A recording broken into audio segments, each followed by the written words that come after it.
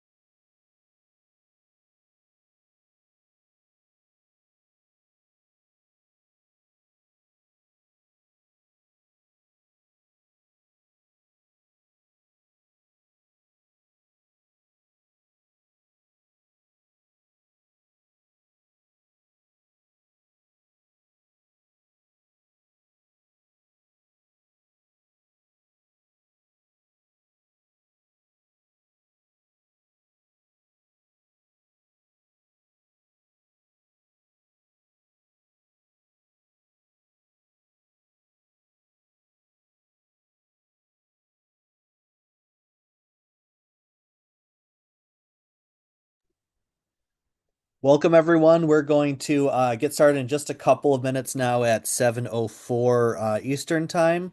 So if you're just joining us, hold tight. We're about to get going very soon. Thanks so much for being here tonight.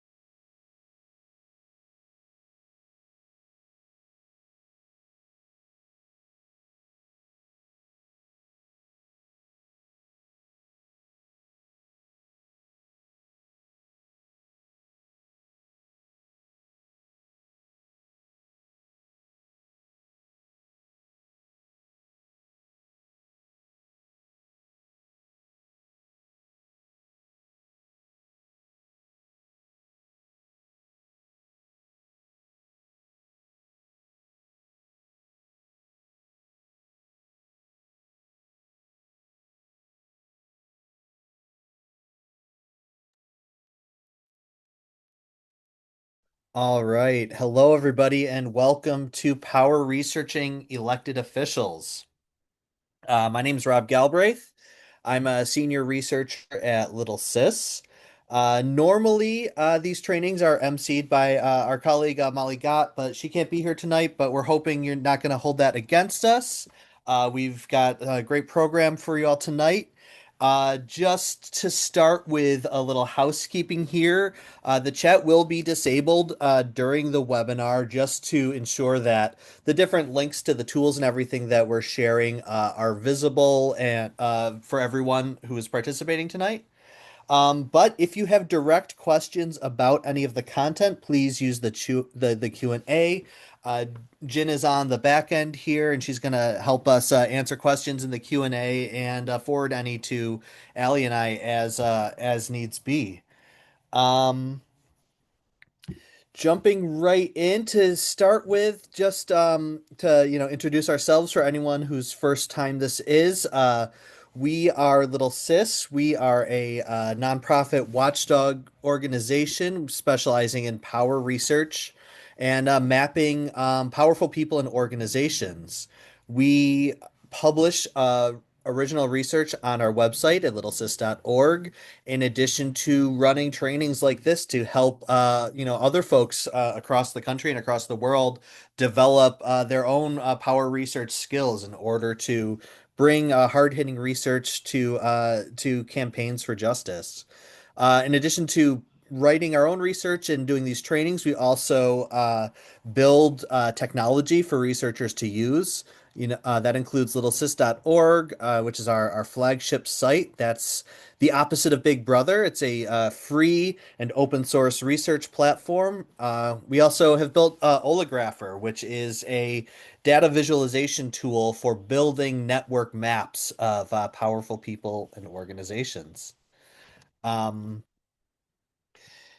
we This is part of our public research training series. As you can see here on the right side of the slide, we are almost all the way through our spring session with researching power researching elected officials. Next month, we have an introduction to the Little Sis database and Oligrapher that we'll be hosting. And then coming up later in the year, we have another. We'll be doing this training again in late August. In June, we have a training on power researching your landlord. And then through the fall is when we'll be putting on our research for tools or research tools for organizers series, which is a set of 4 trainings designed to give folks the basics in doing the type of movement research that we specialize in at Little Sis. Um, as you can see here, and as I think Jen has mentioned as well, we are recording this training this evening. We will be sharing the recording with everyone who has registered. We will also be sharing the deck of all these slides with all the great links to different tools and cheat sheets and things like that. So don't worry if you've missed something. You'll be able to rewatch this entire program as well as get the slides in order to sort of look at them and move through them at your own pace. Um, we're going to start now with just a little poll. If Jen, you could launch that, please. That's just to start collecting, some information for us to help us develop this training series, make sure that we are kind of, doing trainings around the right stuff. So we'll give this poll, I think, about 2 minutes to run, and if you could answer that, that'd be really great.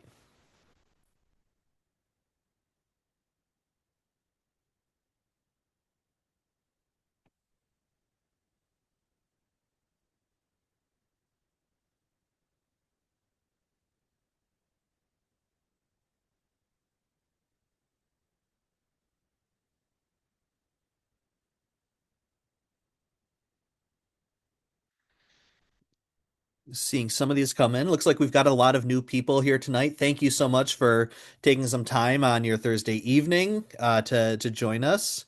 And looks like we have folks from a pretty wide variety of um, you know, or yeah, issue areas that they organize around. Lots of folks organizing around labor justice and racial justice. We have people from the peace movement as well as the environmental justice movement, housing justice as well. This is really awesome. We've got broad a broad range of people, and it looks like people who are um, or many of you anyways seem to be pretty new to this type of to doing this type of research. So that's really exciting for us. I hope that the different tools that we're going to be sharing tonight are going to you're going to find them very useful. All right, we'll let this run for about 15 more seconds so you can get your answers in. No pressure. You are not graded on this portion of the program tonight.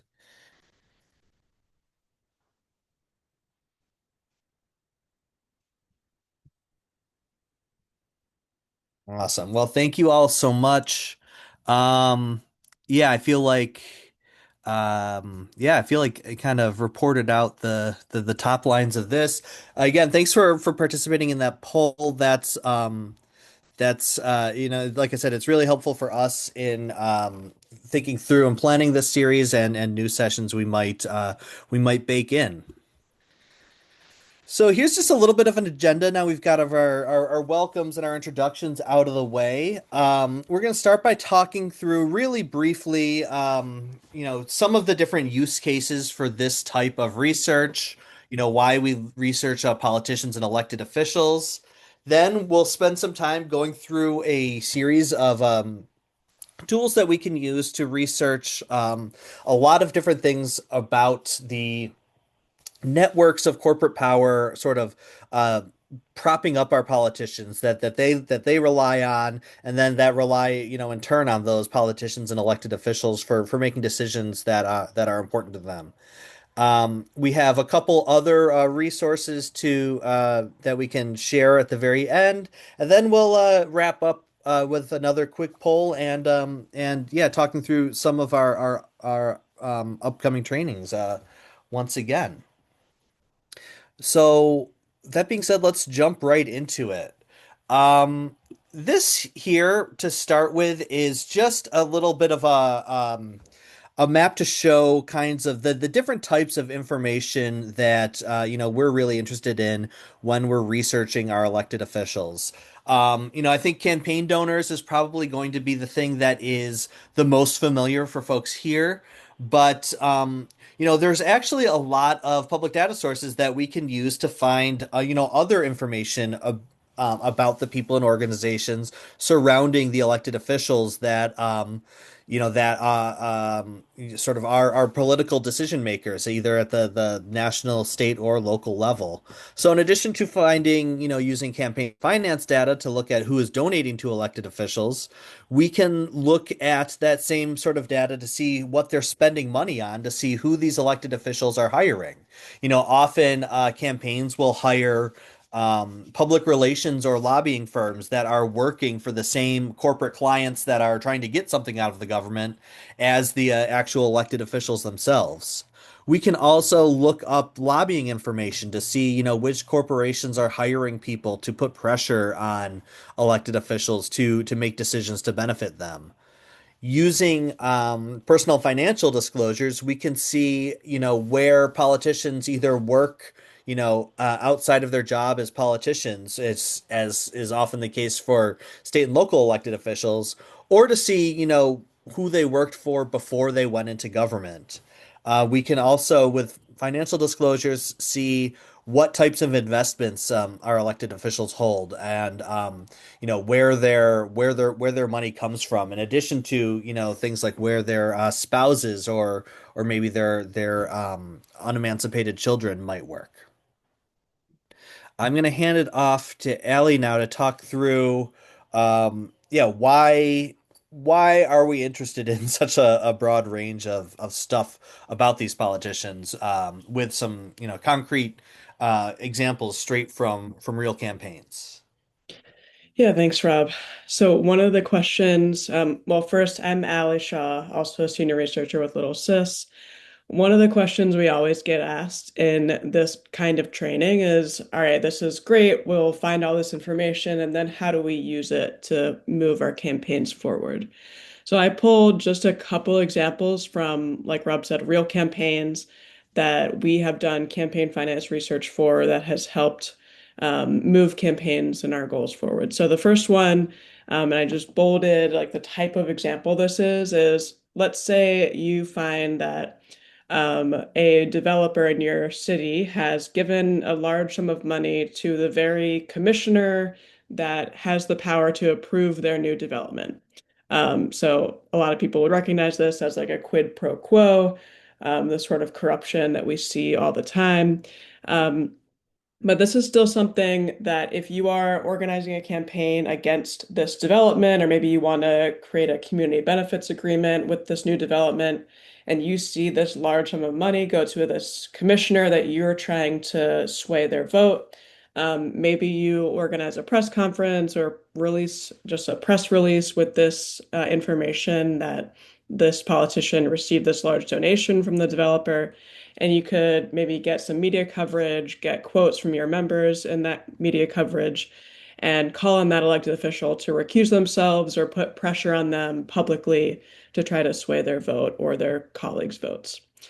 Another example, besides earning media coverage, is to inform how we strategically hold elected officials or corporate donors accountable, and how we can strategically do direct actions to move our goals forward.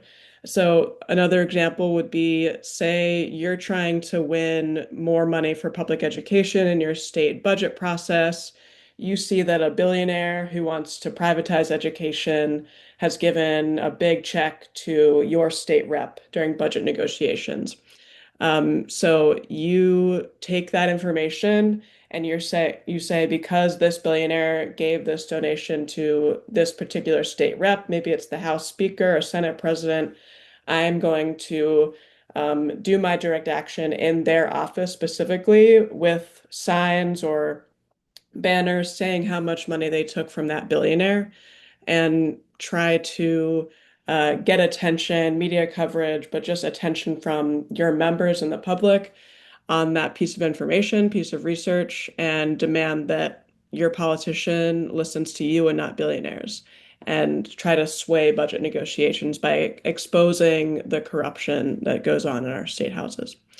The last example is just educating your members and your neighbors. So, one example is maybe you find out that a data center or a company working to build data centers in your community is newly registered to lobby in your state or county and is spending a lot of money to lobby your elected officials to try to get this data center built. So you could use that information as part of like a community meeting or as you're door knocking and trying to agitate your neighbors to get them angry about the potential negative side effects of a data center coming into your neighborhood. So you're really like educating people and empowering people with information to be able to go out and speak for themselves and their interests to their elected officials or others. So there are lots of other uses. We might mention some as we go through these tools, but these are a couple real examples that we put together. I'll hand it back to Rob. Awesome. Thanks so much, Ellie. Yeah, this is really this type of research into politicians is sort of very core part of the type of research we do at Little Sis. And yeah, there's a ton of different applications that this could have depending, what you're campaigning on and what decision makers you're trying to move and what type of opposition you're finding yourself coming up against. The first tool that I'm going to talk through is the Federal Elections Commission database. This is the database of the electoral regulator at the national level in the United States, and we can use this tool to get the answers to all kinds of research questions we might have, like how much has a specific candidate raised and spent in an election? Who is donating to that candidate? Who is donating to the PACs that are donating to that candidate. I would, also add, who is donating to the super PACs that are, spending for or against a candidate. But we can also find things like who is working on a candidate's committee, both like, who is the treasurer on their official form organizing the committee, and also who are the different contractors that the candidate is hiring to run their campaign. We can see that both sort of at the firm level and at like the individual person level. Again, it all really depends on, you know, whether you're looking at sort of a national candidate or a local or a state one, and what your and what is required to be disclosed. Some key terms here. That we're going to be talking through that are useful to have, your arms wrapped around when doing campaign finance research. So in terms of like who is giving the money, when we're talking about individuals we use to refer to like actual human people who, presumably, work at a job, are compensated for that work, and then use that money to give some to politicians that they support. In addition to individuals, we could have political action committees. These are called PACs. PACs raise money from individuals, bundle that money all together, and then uh, give that money to candidates. There are very frequently limits on how much a PAC can donate to a politician. There's also limits on how much an individual can donate. Usually, those limits are a little bit higher than PACs, but again, this can vary a lot from place to place. Lastly, corporations, LLCs, partnerships, sort of, business entities. These are donations coming when we talk about corporations or LLCs as contributors, we mean money that is coming directly from those businesses' bank accounts. So in federal elections, corporations are prohibited from donating directly to candidates, but they can give to super PACs, for example, and they will often, have a regular political action committee set up. So they can organize all of their employees or their at least their executives and board members to put money in this PAC that then corporate officers then can direct to politicians that they want to support. It's important to note in some state and local elections, corporations and LLCs are allowed to give directly. That is the case where I live in New York State, and I know it is true of several other states as well. In terms of independent spending, that's like who is spending on behalf of candidates. That's where our super PACs come in. Super PACs are allowed to raise unlimited amounts of money and spend unlimited amounts of money. And sort of the trade-off for that permission to raise and spend unlimited sums is that they can't give directly to candidates or coordinate with candidates. So they're not supposed to share staff or be, in direct talks strategizing directly with campaigns. They're supposed to have some independence. Though, what we have seen since 2010, when a Supreme Court decision kind of gave rise to this type of political spending, is that there are often there are often loopholes or just poor enforcement that does allow super PACs to end up working very closely with campaigns. Lastly, on the recipient side, that's, who is getting the money. Um, there are several different kinds of campaign committees. We talked about two of them before, PACs and super PACs, but we also have campaign committees. These are, the official committee set up by a candidate to take in money on behalf of that candidate and spend it to elect that person to office. Those are often called like an authorized committee. But you might also see something called a joint fundraising committee, which is this is a committee set up by two or more candidates or political parties or campaign committees uh, that raises money.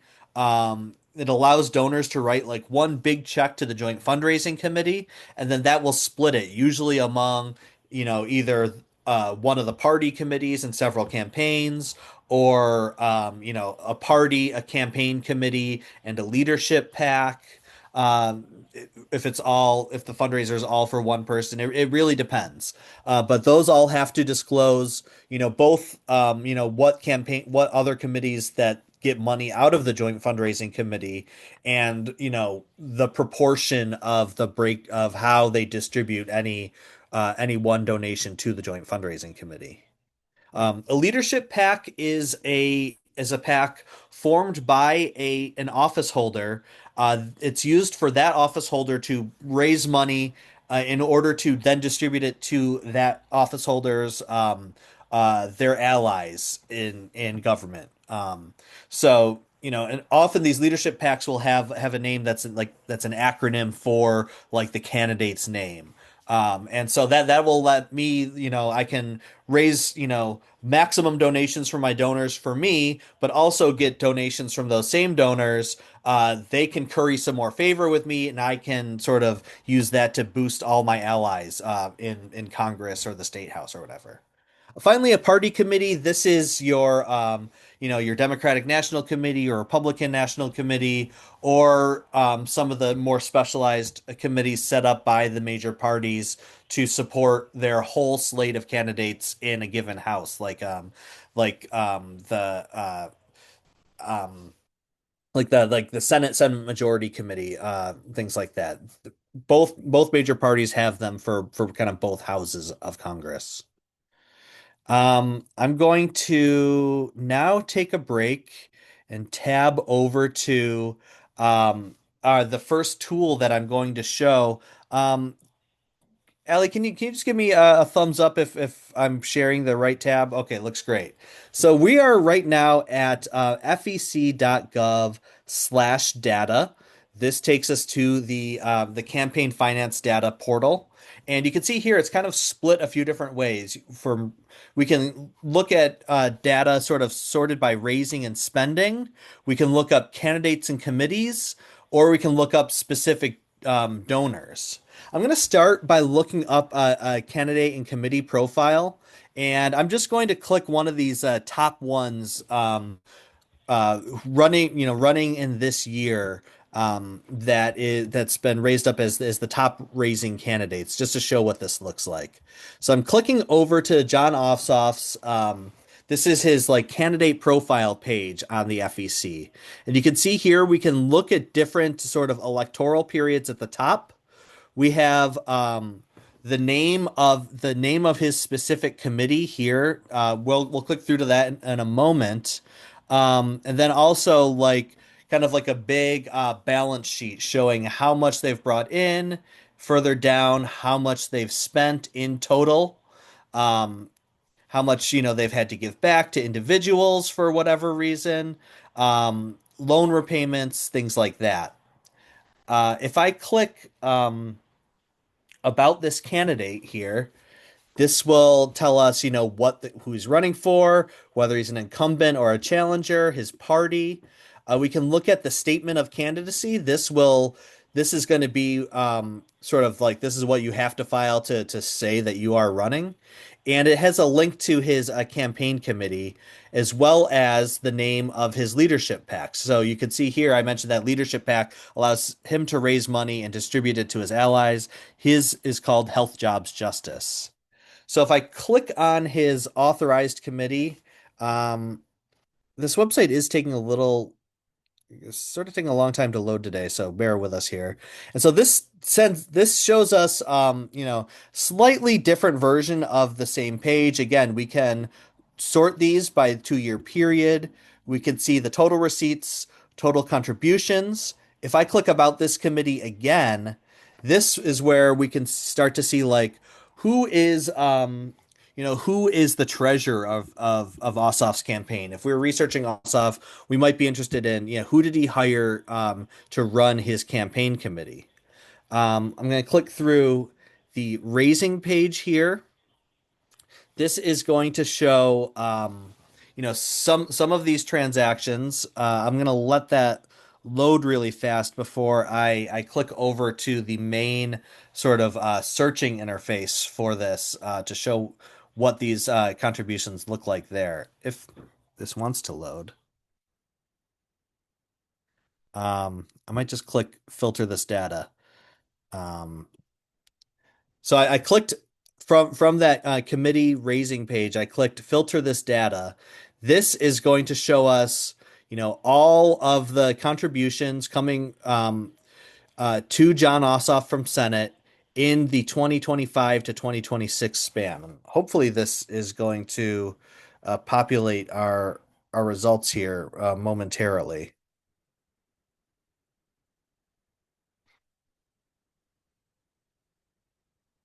Um, I guess in order to not have dead air while this loads. Oh, here we go. So we could see this right now is sorted by date, and all these donations go through December 31st of last year. If we want, we can also filter this by amount to sort it by who is given the most. We see a lot of 3500s here. That is because that is the maximum amount he's allowed to take from one donor for the general or primary this year. But if we want to look more, we can click this. Sorry, I'll do that. I'll show that again. It's a little arrow next to this to show a little more information about the donation, including information about the donor here, including their city and state that they live in. In order to donate federally, you have to you're required to supply this information. It's a sort of a key transparency measure, so we can know who is spending money on politics. And if we click open image, it should take us to the actual form. These are all filled out by computers now, but we can see the actual form here for this person we looked at, Susan Dix Clymer from Suwanee, Georgia. Um, they have to give the name of their employer and their occupation. Um, then the total amount, and we can see here this is how much they've given for the whole cycle. So that means they gave $7,000 previously. Let's see if I can zoom in on this a little bit to make that a little clearer. Um, so this is, and each one of these pages will have you know like three donations on it. I want to flag that this Act Blue one here, this shows, and this is I'm going to raise this again as a challenge that we might have or that we can run into when we're doing this research, because when anyone gives through Act Blue, um, what that actually generates two records. It generates like a record going from that person to Act Blue and then from Act Blue to the candidate. So you can see here this little memo item shows that this is actually the Act Blue sort of log for this donation here from Bradford Shelby. You can see gave $100 here on the 10th. It kind of reported from Act Blue on the 15th. But the way you can match these up is by looking at these transaction IDs. So you can see like the actual money coming, the log showing the money going straight from the person to the candidate has this number here. The Act Blue like correlating log just has the same thing with the E on it. And you can see that says earmarked contribution. And then above contribution earmarked through this organization. So that's a reminder, I think, to keep an eye on those, because that, especially when you're dealing with new data, that can sometimes trip you up and cause you to double count some donations. Um, I also wanted to quickly show sorry about that. I wanted to quickly show the spending side of things here, and we can do this. We can click the same thing. We're on disbursements. We can click filter this data. Um, I was hoping there would be some that aren't contribution refunds. I'm going to scroll down and see. So these are some of the spending that Ossoff has done. So we can see here that he transferred $1,000 to the Georgia Senate Victory Committee. If we go through this a little more carefully, we can start to find the people working on his campaign and how much he's paying to them. The last thing I want to show here is this find contributions from specific individuals. So if you were looking at if you are interested in all the people that a particular donor gave to, you can do that as well. You can search for that donor's name here, or if you click browse all and apply custom filters, that'll bring you back to the same window again where you have all these different filters that you can put in. So you can I'm going to type in the name of my congressman, Nick Langworthy, and I can just click that. And this is going to show all the donations to Nick Langworthy. And maybe, I want to find all the donations to Nick Langworthy from the law firm Hodgson Russ, a big law firm in Buffalo, where I'm from. If I sort it that way, we can see there's one donation here from Hodgson Russ. That was a totally random example I just came up with. But lastly, what you can do with this, once you've sort of used your filters to generate a set of data, you can click this export button, download that as a spreadsheet, and open that in either Excel or Google Sheets or whatever you use to do that kind of work to take a better look at it to be able to manipulate it a little more granularly than you're able to in the web interface. Um, I'm gonna go back here real fast, talk through some of the challenges and tips before I hand it back to Allie.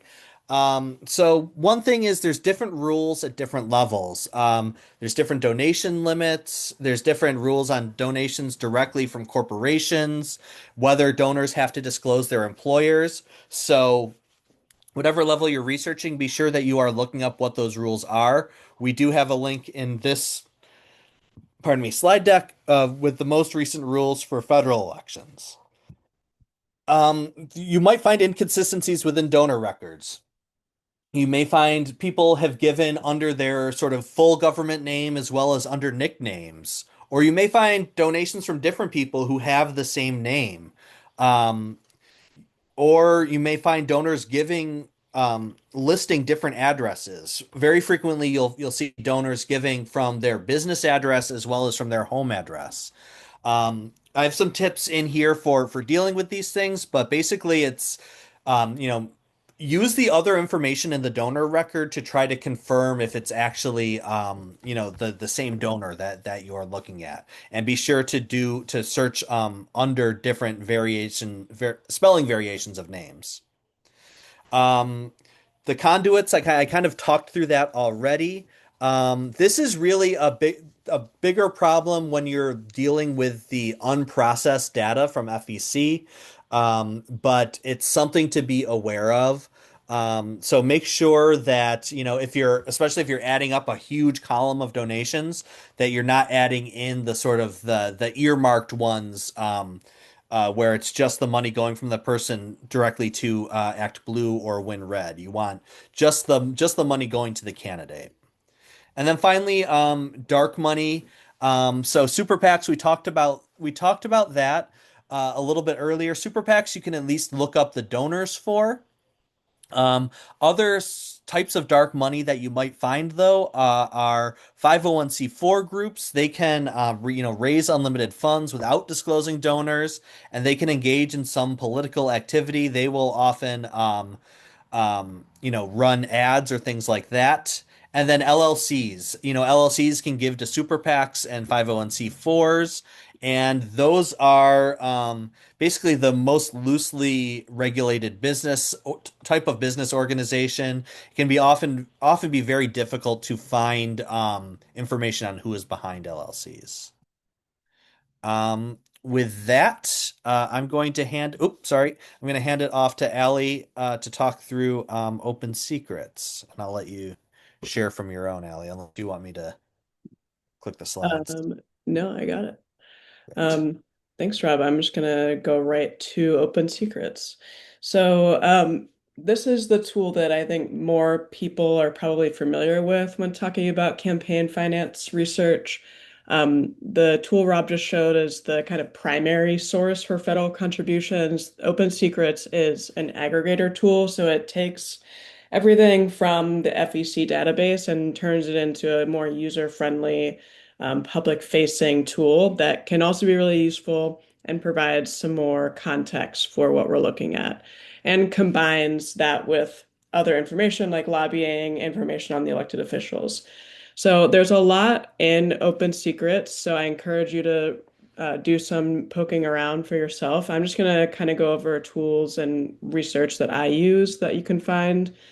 I'll start with just like Rob was talking about, there are a lot of different types of ways or setups to spend money in elections. And when people hear about dark money, a lot of times we're talking about super PACs, but there's not a lot of information, C4 organizations, and another tax set is called 527s. It can get a little confusing, even for us, to decipher what is what. Open Secrets has a really great like explainer if you go to lobbying and groups and then dark money. They have this kind of just what is dark money basic overview site with terms. If you scroll down, it will show you some of like the types of political nonprofits that can spend in elections. It might just be helpful if you're doing this research and you're struggling to figure out what type of organization you're looking at. Just going to Open Secrets and learning a little bit more using their resources can be really helpful.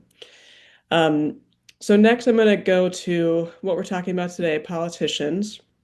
So they have a lot of information on federal candidates. I'll go into right after this what we're going to do with state and local elected officials.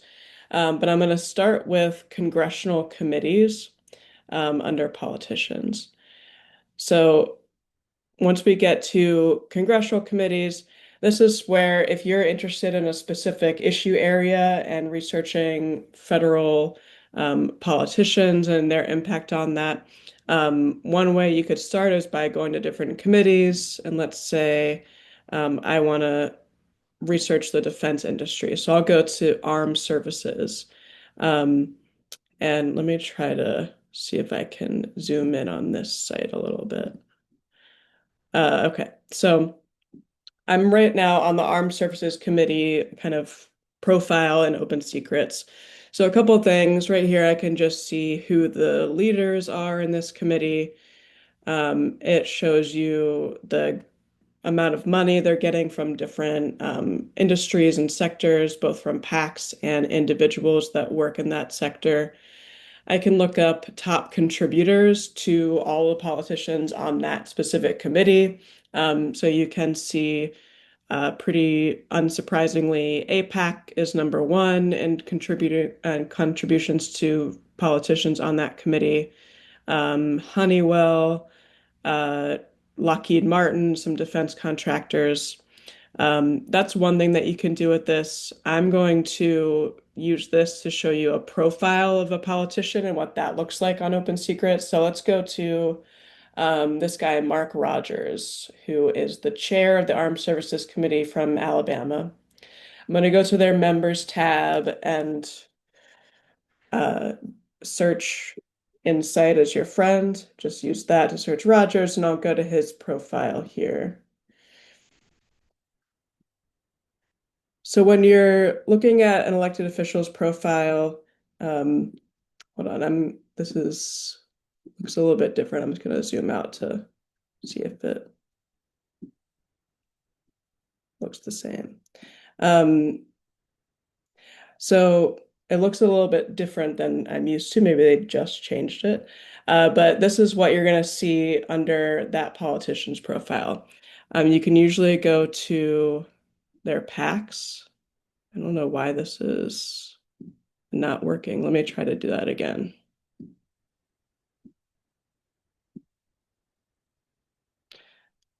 Let's see if this will help. It should look like, hmm, let's try to go to a different one. Hmm. Um, Sorry, folks, this is not what it is supposed to look like. Um, Normally, and let's see if I can find another way to go to it. Normally, you should be able to see their overall top donors, and let's see if Trump has a political profile.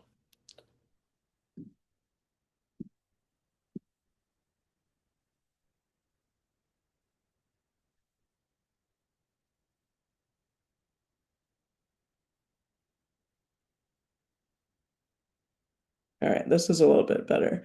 So this is kind of what a profile for a politician looks like. Normally, you can go to this contributors tab and see their top contributors for different election cycles. It should allow you to sort by campaign contributions directly to that candidate or from PACs or to their leadership committees. And you can see contributors both from that organizational PAC or corporate PAC and individuals. You can also, like Rob showed, show expenditures. And I'm going to go back one more time to see if I can find an example of a congressional profile and see if we can see their. All right, I think I'm going to have to just give up on this one. Um, so let's go to another section of Open Secrets. Now I'm going to go to election overview. So I'm going to go up here to this elections tab and go to election overview. This is actually the tab that I use the most. This is a great way when there's so much data and information coming at you from these giant databases and so many packs. In a national election, Open Secrets does a really great job of just kind of simplifying, okay, who is spending the most money, both direct to candidates and through PACs. So I go down here to donors and then who are the biggest donors. And this will give you a very simple look at who is actually spending the most money in elections in the United States. So you can see here, this is for the 2024 election cycle. We have all federal contributions, but you can sort it by hard money from the individual, outside money, super PAC donations, and then down here you can see the total, what they spent outside versus hard money, and then what they spent by party. So you can see kind of just a list of billionaires here that have spent the most money in the 2024 election. If you ever see a negative number, that is unusual, but it is usually a refund that they received from a candidate that did not want their money or needed to refund them for some technical reason. You can also go down here to candidates and do something similar just to see the candidates that have raised the most money in each election cycle. So you can see also, not surprising, the leadership of the Democrats and Republicans in the House have raised the most money in 2024. Now let's go to another tool that I like a lot that you can find under this lobbying tab. It's called the revolving door.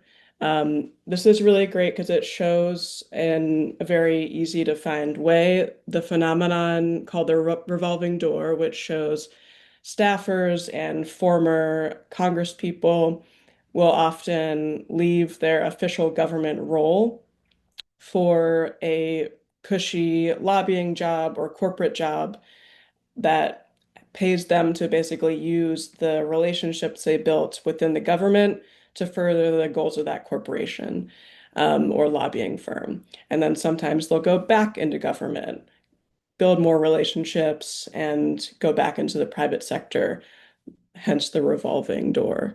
So if you could just go to the revolving door overview, this is what it looks like. I'm going to show an example of researching a senator and their staff. So this shows the members of Congress with the most staffers passing through the revolving door. Let's go to Chuck Schumer. And I did find someone that was a good example. So he has a lot of former staff in here. But let's look at one example. So this is someone who, if you scroll down, they show a timeline of her work history here. And if you scroll down, you can see she was the deputy press secretary of Chuck Schumer's office, and then later went to the Department of Defense, and then now is at the American Bankers Association, so the corporate trade association for banks in the country.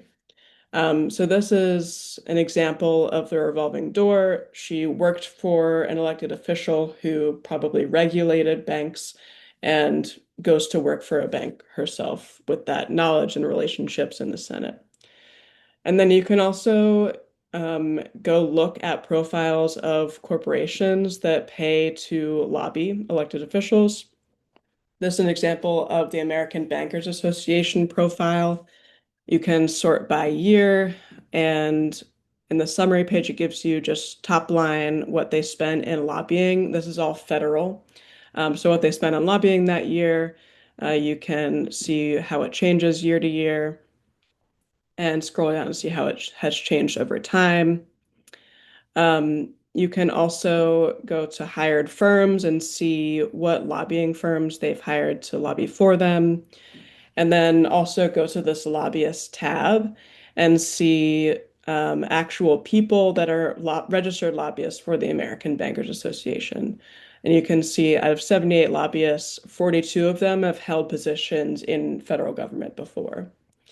And you can see anyone listed as a lobbyist that has this uh, rotating, two arrows is a revolving door person, and you can click on their profile to see um, their timeline of employment. Oftentimes, you'll see people who work for elected official, maybe that is on the Armed Services Committee, go to work in lobbying for a defense contractor, um, and uh, make sure they kind of cash in on their relationships they built working in the government. And I'm going to try to take a step back for a second. And we've been talking a lot about federal campaign finance research, some lobbying. I'll get more into lobbying in a second. Oh, sorry, was I frozen? So when people ask about state and local research, I saw one question in the Q&A ask about state and local research. It is a little bit trickier because each state, county, and city has their own campaign finance database, rules, and ways of finding that information. And it can be a little tricky. So I put together just a couple sources that you might be able to use in your state or local government. The first one is called transparencyusa.org. This is, I think, the best aggregator for state campaign finance data. The downside is that they only have data for certain states. I put the map up there, so if your state is in blue, they do have data for your state. And it's pretty easy to use. They have a landing page where you can see top donors in your state, top recipients. You can easily search donors. They have data for most states going back to 2017, and they update it fairly regularly. The other downside to these aggregator states like Open Secrets and Transparency USA is they are on a delay. So FEC, your state government site, will be updated pretty quickly as soon as the campaign finance deadline hits. These aggregator sites are going to take a couple months to a year to update. Um, Open Secrets does have a state tool that they just launched. You can find it at opensecrets.org/states. Um, it's still being worked out. I think they're migrating information from followthemoney.org currently. So I think it'll get better in the next few months. But you can go to opensecrets.org/states to look up your state and see the top donors. You can still use this site, Follow the Money. They merged with Open Secrets, but they do have campaign finance information up to 2024. And it's pretty easy to search and use. They have a really easy way to download that data. So you should be able to find at least historical campaign finance data for your state there. And then the fastest way, but might not be the easiest way, is the state and local government website. You can usually find this by just searching the name of your state, county, or city, the word "and" in capital letters, and then in quotes, campaign finance database, or sometimes I do campaign finance search, and see what platform your state, county, or city uses. Like I said, the results vary. Some state campaign finance databases are very easy to use, very helpful, easy to search, easy to get the hang of. Some of them are not well maintained and very difficult to use. So it really depends on how much they prioritize maintaining that government website. Um, A lot of the tips for using these kind of tools, especially when they are a little finicky or don't work very well, similar to what Rob said, is try to search the last name of your donor or candidate, because sometimes if you search the wrong first name or misspell it, or they don't use their full first name in these campaign finance forms, they just won't come up. So try to just search their last name, see how they spell their name, if they use any abbreviations. Search their spouse's name to see if they come up. Sometimes couples will donate to get around maximum spending limits. A lot of sites can helpfully let you search by employer. So if you are not sure of their name but want to search by employer, you can oftentimes do that. Um, I saw a question someone had, which was, how do you know which PAC is related to which corporation? I would say on the federal level, it's usually pretty easy and it's most of the time in the name of the PAC. But there are definitely PACs that are really more difficult to figure out who's in charge of them and what corporation or person is behind them. Usually, the best way to kind of approach this, like I found a PAC recently in Pennsylvania that was new. I searched it in quotes in Google to see if you can find a website, a time that it was listed on another document. Um, you can sometimes find an address. If you search this pack in the Pennsylvania Campaign Finance database, it'll bring up the address that it's registered to and the chairperson. So I usually will Google that address and see if that address is shared with like another nonprofit or a think tank or elected official. And then, of course, research the chairperson. If you find an address or name associated with the PAC, that can really help figure out what corporation or person is behind it. And then a lot of times, hopefully, your campaign finance database in your state or county or city will allow you to bulk download. And we do have a training. We just did Excel for organizers in two parts.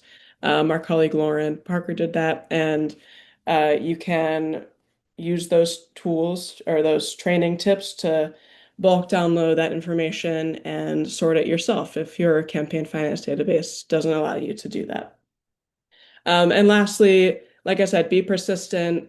In Pennsylvania and Florida, where I do a lot of research, sometimes you just have to be patient and know the little quirks of the database. Um, Maybe like unchecking the specific year or election cycle. It's just getting the hang of it and being patient, trying different things to figure out what works. And lastly, I'm going to go back up to the federal level now and actually talk about federal lobbying research. So I'm going to talk about the uh, Federal Lobbying Disclosure Act database. Again, this is primary source federal research. So this is any corporation or organization lobbying the federal government, whether that's Congress or the Department of Defense, the president. Uh, we're going to be able to search what corporation or organization is spending money to lobby, what lobbying firm they're hiring, how much money they're spending, names of specific lobbyists, issues they're lobbying on, and again, being able to see the revolving door and where Open Secrets gets that from. So I'm going to start by going to just lda.gov. This is the Lobbying Disclosure Act. And I'm going to start by just going to this registrations and quarterly activity reports. They actually have contribution reports. This is the same as the data you're going to find on the FEC site. So let's go to registrants and quarterly activity first. Um, so one thing you can do if you're just interested, for example, in learning more about the defense industry and the lobbying that they're doing right now. One thing you can do, we have this search bar on the side. You can scroll down and you're going to search in all lobbying reports. Let's say I want to search just recent ones. So lobbying reports in 2026. And I can go to more search options, issue area, and just scroll down to defense. And this is going to bring back any lobbying report by any corporation that has lobbied the federal government in 2026 around the issue of defense. So it brings up quite a few results. You can search by year. I'm going to search by amount reported and bring up the companies or associations that have spent the most. You can see this is all in the first quarter. So you can see the Chamber of Commerce spent almost $20 million on lobbying in the first quarter. That doesn't mean they spent all of that on defense. It just means that they mentioned defense in that report. But let's go to RTX is Raytheon, a big defense contractor. Let's click on that and just look at what an actual report looks like. So at the top here, you can see just have basic information, address, contact information. Down here, we have this box that says how much they spent on lobbying in this report period. So about 4.5 million lobbying the federal government.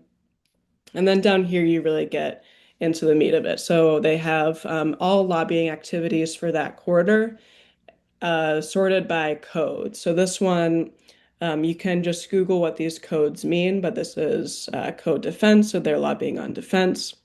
You can see they lobbied on the National Defense Authorization Act, and they don't have to go too into detail, unfortunately, in some state lobbying databases. And again, if you're interested in state level, all you have to do is just search Google the name of your state and lobbying database, and most of them will have something fairly similar to this. Some states, they have to report whether or not they are supporting or opposing a specific piece of legislation.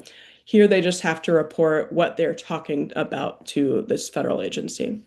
So you can see what exactly they are lobbying on. You can see this one big, beautiful bill is also mentioned here.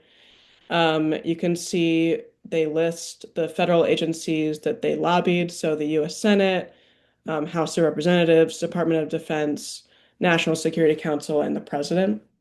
And then all the names of the lobbyists that worked on that project or lobbied those elected officials.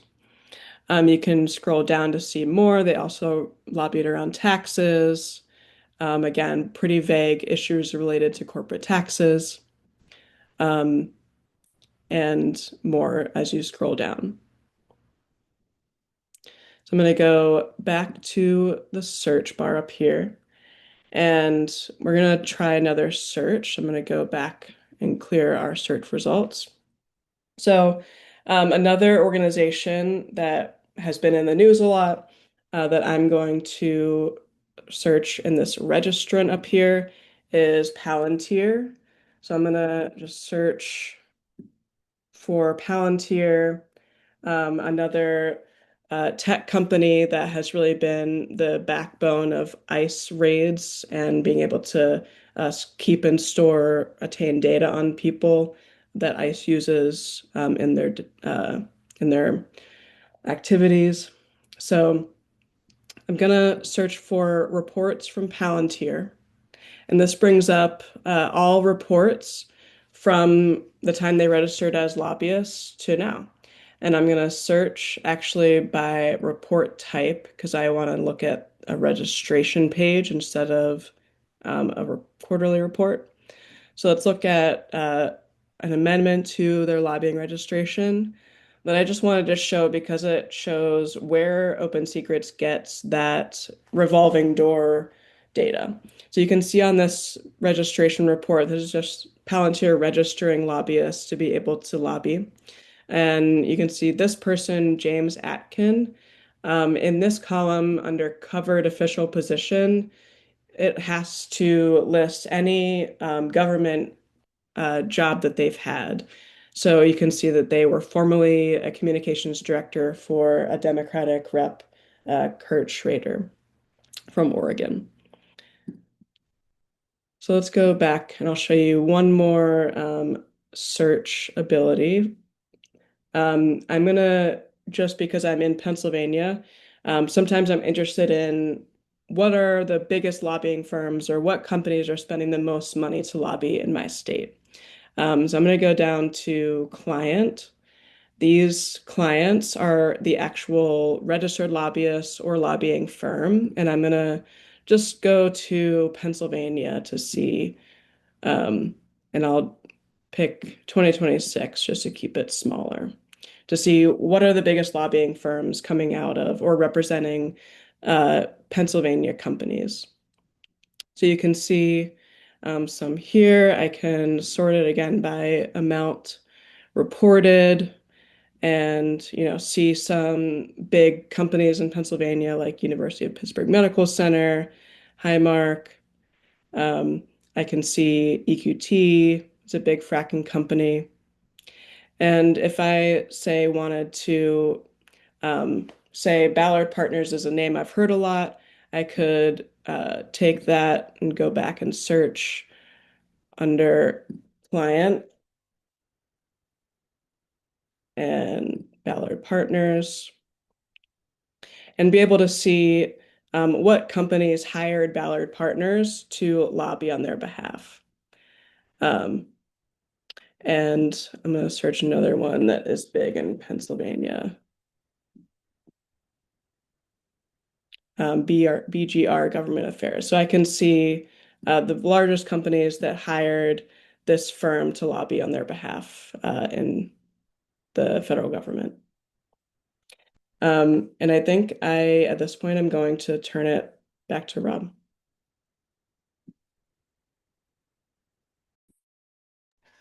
Come off mute first. Thanks so much, Ali. Yeah, that was really great. And that last piece that you showed reminded me something that I don't think made it onto our tips and tricks slide. But in general, as you are building out a body of research on a politician or on a group of politicians, you will find you are going to be doing a lot of clicking back and forth between pages of these tools or between different tools. Um, don't get discouraged if you have to do that. That means if you find yourself doing that, that means you are doing it right. A lot of this is about sort of like tenacity and just sticking with it, running lots of searches, keeping lists and everything like that. Um, the last piece that I'm going to show is about researching personal financial disclosures. These are the forms that governmental officials have to fill out to disclose, any income that they're receiving, jobs that they have, assets that they own, loans that they have, or other liabilities.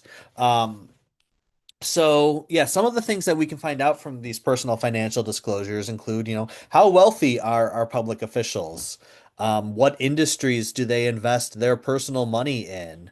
What are their real estate holdings? Do they own, several houses around the country or around the world?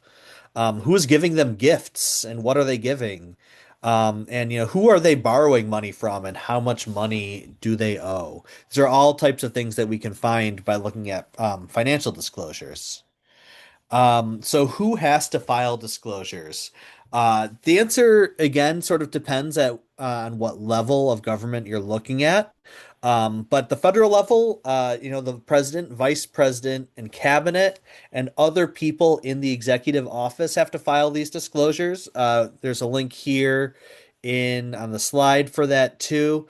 Um, Senators have to file disclosures, so do representatives, and at the state level, there's that it can really depend, but your heads of your state agencies, sometimes senior staff or board members at state agencies, governors, state representatives, state senators as well. And to find those, you want to use a search engine, put your search terms and quotes like Ali mentioned before, but search for, maybe the name of your state and the name and ethics regulator or even the name of your state and personal financial disclosures or financial disclosure. You should be able to come up with you should be able to find where these forms live. If you're lucky, you'll be able to just find like an online repository of them for your state officials. Otherwise, you'll probably have to write in and ask for them or potentially even file a Freedom of Information request. So some of the terms and types of information that we can find in these financial disclosures include, income, that's how much money that they are bringing in. Assets means things that they own. Liabilities are money that they owe. Transactions, I mean, this is when they're, buying or selling assets. When you read these stories about, congressional stock trading, things like that, or violating the Stock Act because they've failed to disclose their purchases, these are the transactions. That's what that's talking about. Gifts, positions that they might hold, or their spouse, or if they have, adult children that are still dependent on them, you might get those positions as well as, contracts or other agreements that the public official is party to or is, entered into. Um, to show this, I am going to use the Senate database, but these forms do end up looking pretty similar across, the different types of actual like official position. So to get access, we have to just click this, I understand what I'm allowed to do with these. And then, we have our search field here. I'm going to bring up the financial disclosure for now former Senator, current Vice President, JD Vance. And so I just typed in his name there. I clicked the field for former senator to note to make sure that we're only looking at old ones. And we have a bunch of these forms that Vance has submitted. I'm going to now sort this to get the sort of most recent ones. Um, to get the most recent ones at the top. And I'm actually going to click on the calendar year 2022 version of Vance's form. And this is because this kind of shows like a wide variety of types of information you might find on this form. And I just find it's like a good example to use to show off what you can see on these forms. So there's, a couple certifications saying that it's true, but when we get right down to this earned and non-investment income is, our first, really interesting piece here. So we could see in 2022, Vance reported earning $110,000 from Naria Capital Management. That is, his personal venture capital firm that he ran before he was elected to the Senate, as well as another $121,000 in royalties from HarperCollins.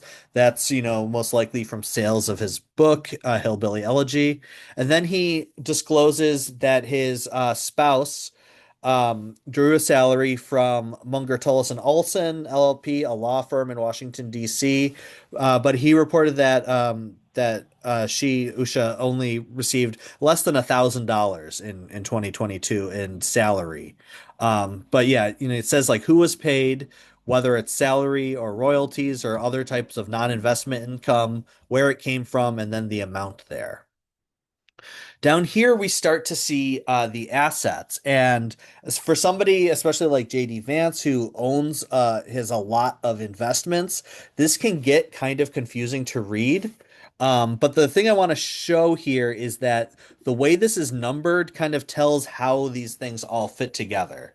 So you can see here next to JD Vance Enterprises LLC is a number one.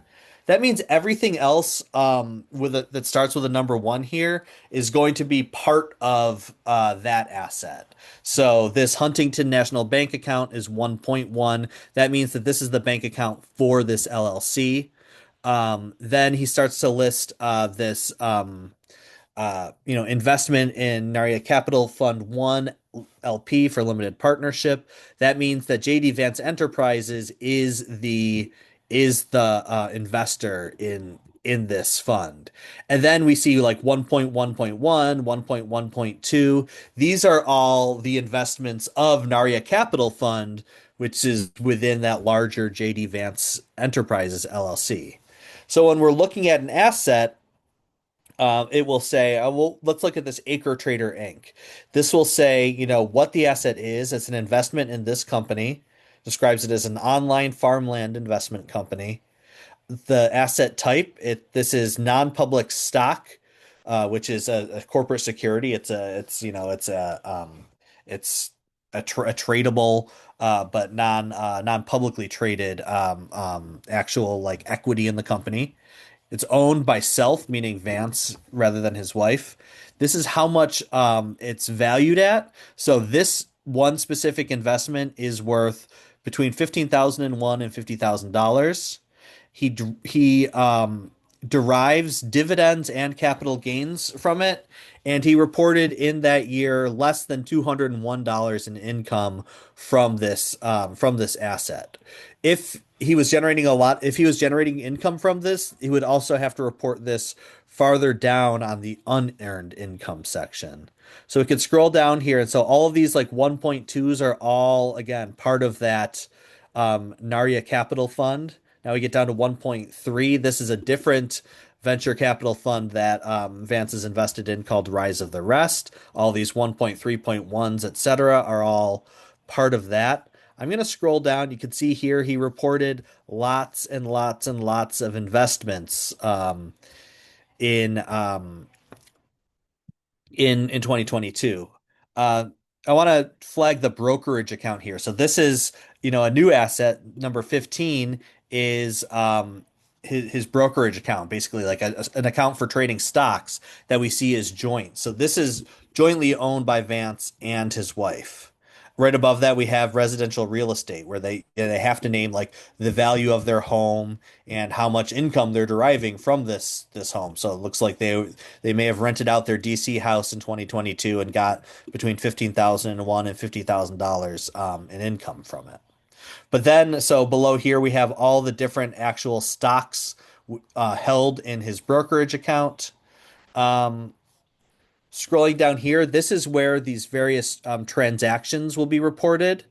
The gifts, travel, and then liabilities. So these are like his money that he owes. So you can see here he took out a mortgage. He and his wife, because it says joint, took out a mortgage in 2014 at 3.85% interest for between $250,000 and $500,000 from the Navy Federal Credit Union.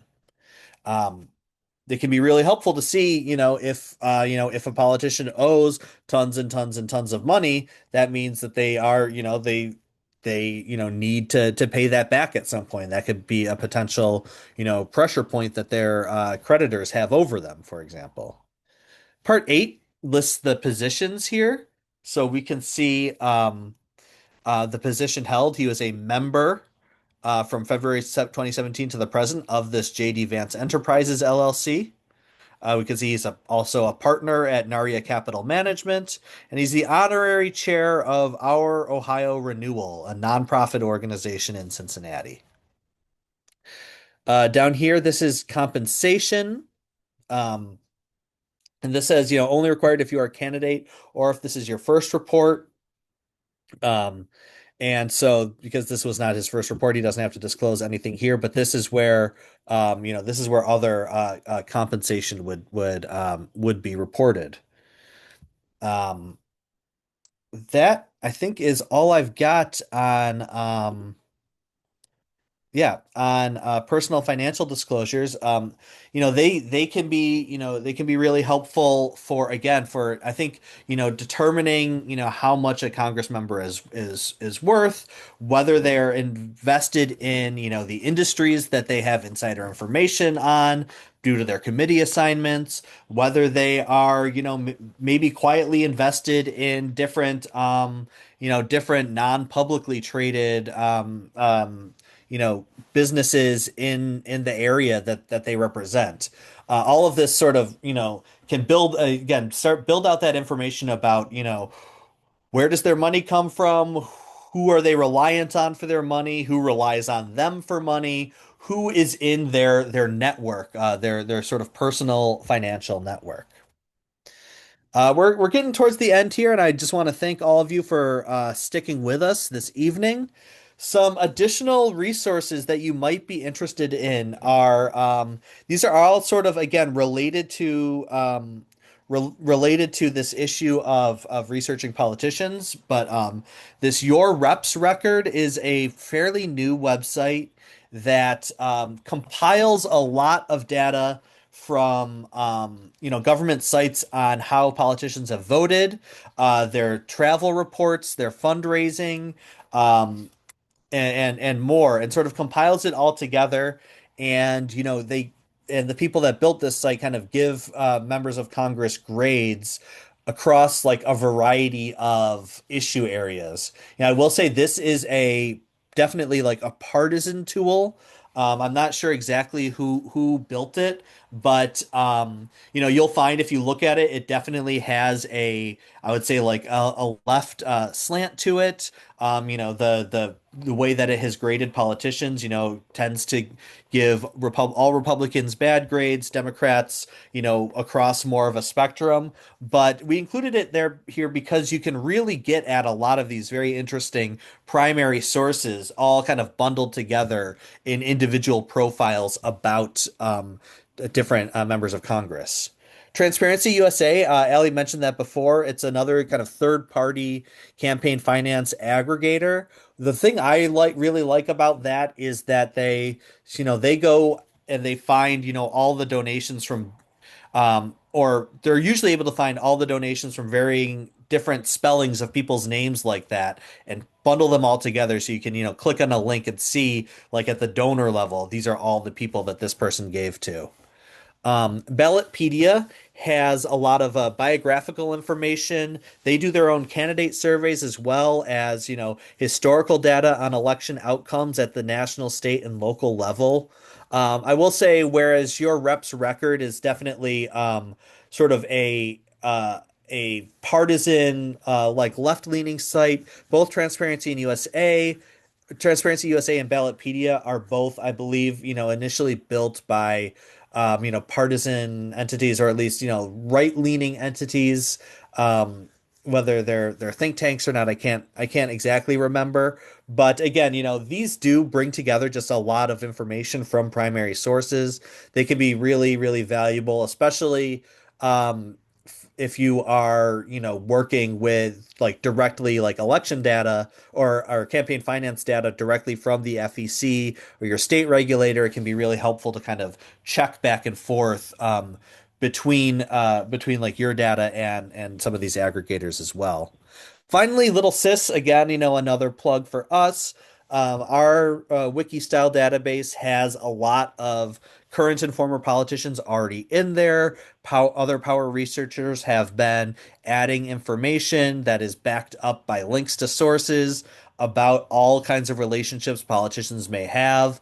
That is another great place to look for to build out your knowledge base about a particular politician.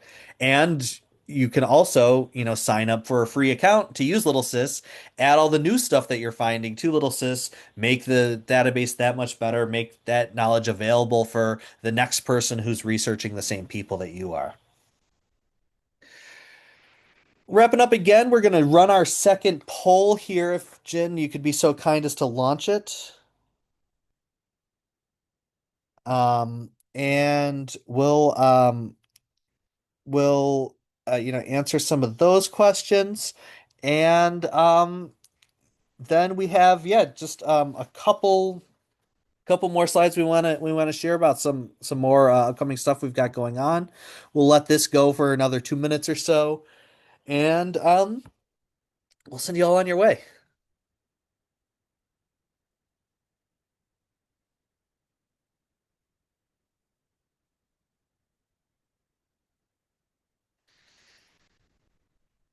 I want to thank everyone for taking the time with these polls. Obviously, we these polls are optional. We do not and could not enforce participation in them, but whatever feedback you're able to give does really, really help us as we sort of try to get these types of trainings as dialed in and useful and as efficient in use of your time as participants as we can make them. So we really, really really appreciate your taking the time to do this.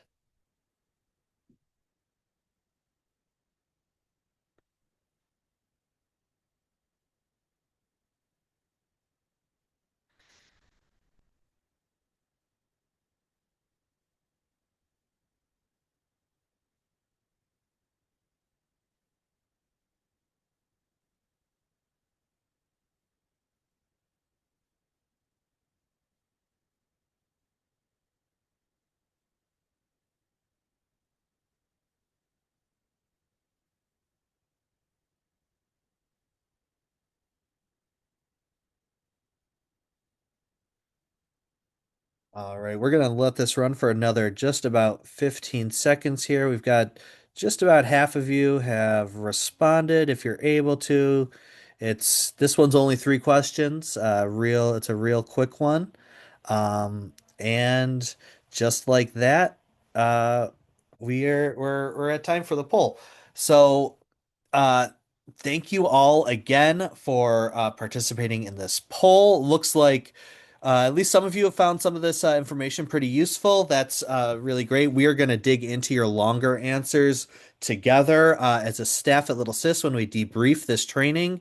But thanks so much for joining us tonight. Again, we will email everyone the slides. Um, but if you want to get a copy of this or for the slide decks for any of our other trainings, you can just follow that little QR code there. And you could also go to this link on YouTube, bit.ly/littlesistube to find the record. That's where the recording for this training will live eventually. But you can access all the recordings of our other trainings as well. If you want to brush up on researching corporations or nonprofits or billionaires or any of the other really rich topics that we have run public trainings on in the past. Um, we also have our Map the Power toolkit available at mapthepower.net that has a lot of this same kind of training material in slightly different formats, as well as some kind of research guides that you might find helpful as reference materials as you are, continuing on your power research journey. And again, we have a few more trainings coming up. We have our Little Sis database and holographer training on May 14th. Beginning of June on the 4th, we are talking about power researching your landlord. I am going to be taking part in that one as well. Looking forward to seeing you all there.